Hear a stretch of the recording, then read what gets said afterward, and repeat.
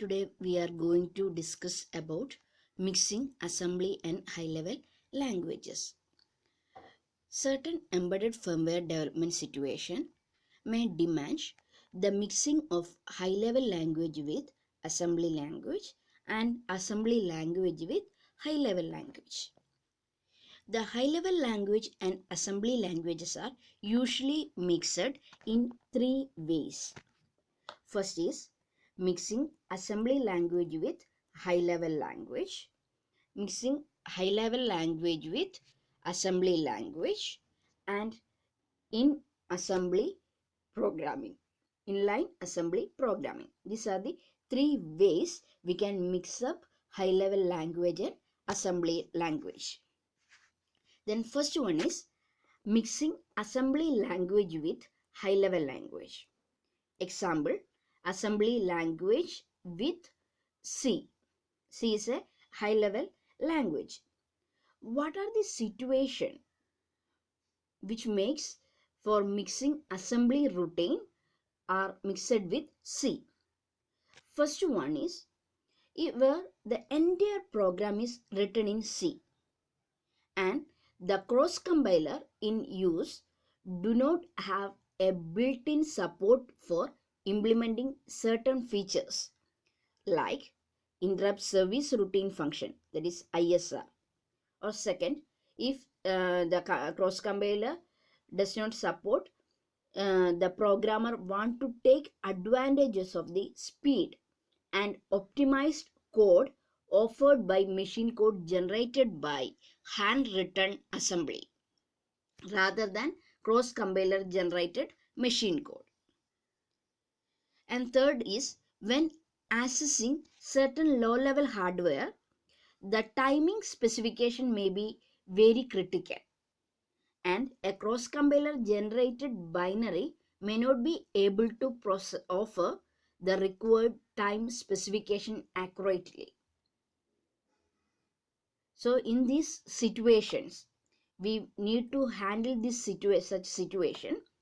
We are writing the hardware or peripheral access routine in the processor or control specific assembly language and invoking it from C. So, in such situation, നമ്മൾ already പറഞ്ഞു ചില കേസസിൽ ഇപ്പം നമ്മൾ എഴുതേണ്ട main assembly language സിയിൽ mix ചെയ്യേണ്ട situations ആണ് ഇവിടെ പറയുന്നത്. അപ്പം നമ്മൾ പറഞ്ഞത് നമുക്ക് ചില ഇൻറ്ററപ്റ്റ് സർവീസ് റുട്ടീൻ ഫങ്ഷൻസ് എല്ലാം ചിലപ്പം കമ്പൈലർ ക്രോസ് കമ്പൈലർ സപ്പോർട്ട് ചെയ്യില്ല. അപ്പോൾ ആ കേസസിൽ അതുപോലെ തന്നെ നമ്മൾ ഹാൻഡ് റിട്ടൺ ആയിട്ട് അസംബ്ലി കോഡ് എഴുതി കഴിഞ്ഞാലുള്ള സ്പീഡ് അതുപോലെ ഒപ്റ്റിമൈസേഷൻ കോഡ് ഒപ്റ്റിമൈസ്ഡ് കോഡൊന്നും ചിലപ്പം ഹാർഡ്വെയർ കമ്പൈലർ യൂസ് ചെയ്ത് നമുക്ക് ജനറേറ്റ് ചെയ്യാൻ പറ്റില്ല.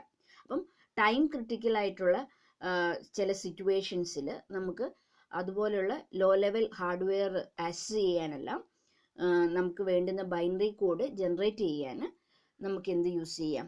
അസംബ്ലി ലാംഗ്വേജ് യൂസ് ചെയ്യാം. അപ്പോൾ അങ്ങനെയുള്ള കേസസിൽ നമ്മൾ എന്ത് ചെയ്യും? അസംബ്ലി ലാംഗ്വേജിൽ പ്രോഗ്രാം ലോ ലെവലുമായിട്ട് ഇൻട്രാക്ട് ചെയ്യുന്ന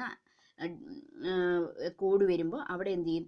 അസംബ്ലി ലാംഗ്വേജിൽ റിട്ടേൺ ചെയ്യും. എന്നിട്ട് അത് സി യൂസ് ചെയ്ത് നമ്മൾ എന്ത് ചെയ്യും? ആ അസംബ്ലി കോഡിനെ ഇൻവോക്ക് ചെയ്യും. So mixing C and assembly is little complicated in the sense the program must be aware of how parameters are passed from the C routine to assembly and the value are returned from assembly routine to C and how assembly routine is invoked from the C code. So നമുക്ക് മെയിനായിട്ട് പ്രോഗ്രാമറിന് വരുന്ന situation എന്തെല്ലാമാണ്? എങ്ങനെയാണ് നമ്മൾ parameters സിയിൽ നിന്ന് pass ചെയ്യുന്നത്, assembly ലാംഗ്വേജിലേക്ക് pass ചെയ്യുന്നതെന്ന് വേണം. അതുപോലെ തന്നെ അസംബ്ലി ലാംഗ്വേജ് റൂട്ടീൻ പ്രോസസ്സ് ചെയ്ത് കിട്ടുന്ന വാല്യൂ എങ്ങനെയാണ് റിട്ടേൺ ചെയ്യേണ്ടത്, അതുപോലെ തന്നെ അസംബ്ലി റൂട്ടീനെ എങ്ങനെയാണ് സി കോഡിൽ നിന്ന് ഇൻവോക്ക് ചെയ്യുക, ഇതെല്ലാം ആരറിഞ്ഞിരിക്കണം? Programmer must know. Then passing parameters to the assembly routine and returning value from assembly routine to the caller C function and the method of invoking the assembly routine from C code is cross compiler dependent. So all these functions are dependent on the cross compiler. There is no universal written rule for this. You must get this information from the documentation of the cross compiler you are using. Different cross compiler implement these features in different ways depending on the general purpose registers and the memory supported by the target processor or controller. So let us examine this by taking Keil C51 cross compiler for 8051 microcontroller. So we already know C51 V51 Keil C51, which is a cross compiler used for 8051 controller. The objective of this example is to give an idea on how C51 cross compiler performs the mixing of assembly code with C. So first step is write a simple function in C that passes parameters and returns value the way you want your assembly routine to. So this is a C program. This is a C program that passes the argument to an assembly program and return the value from the argument. Here we use a src directive, that is hash pragma src. Here it is at the top of the file, so that the C compiler generates an .src source file instead of an .object file. So this when C compiler identifies this hash pragma src, then it generates a source file instead of a object file. So compile the C file. Since the src directive is specified, .src file is generated. The .src file contains the assembly code. So .src file contains the assembly code generated for the C code you wrote. Then rename this src file to .a51 file, so which is an assembly file. So it is renamed as a .a51 file, and edit .a51 file and insert assembly code you want to execute in the body of the assembly function shell, including in the .a51 file. So example,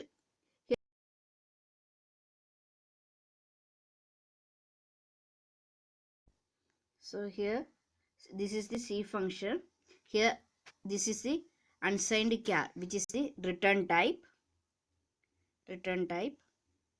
Then function name is my assembly function, and the argument passed through this is unsigned int argument, and return value is argument plus 1. This is the C function. Corresponding assembly language here. First pragma.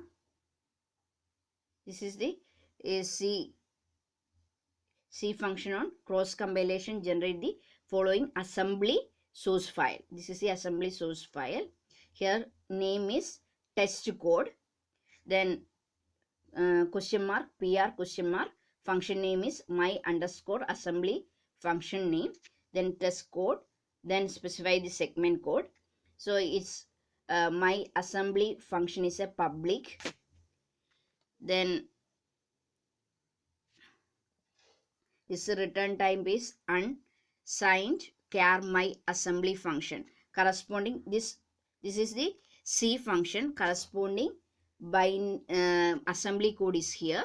R segment question mark PR my assembly function test code using 0. Then assembly function. Then variable argument is passing variable name is argument, and here we assigned registers R6 and R7 or R7. And line number 2, here unsigned int argument. So here we use the argument as the variable name. And next, source number, line number 4, we are using a return statement. Return argument plus 1. Then source line number 5, corresponding machine code. So here we are assigning argument to a register R7. So R7 content, argument is in suppose argument is in R7 register. So that content will be moved to accumulator. Then increment the accumulator value. Here return value is argument will be incremented by 1. So we are increment the argument value. Then that value will be copied into R7. So first R7 is copied into A, then increment the argument value A plus 1, then it is again given to R7. Then when return specify in source line number 6, we are specifying return statement. So RET return, when return, this argument, increment argument value will be returned to the C program. So end of the assembly function. So this is just a we are passing an argument, and argument will be incremented by 1. That increment operation will be done by the assembly language program. So the special compiler directive, SRC. Here SRC generates the assembly code corresponding to the C function. And each lines of source code is converted to the corresponding assembly instruction.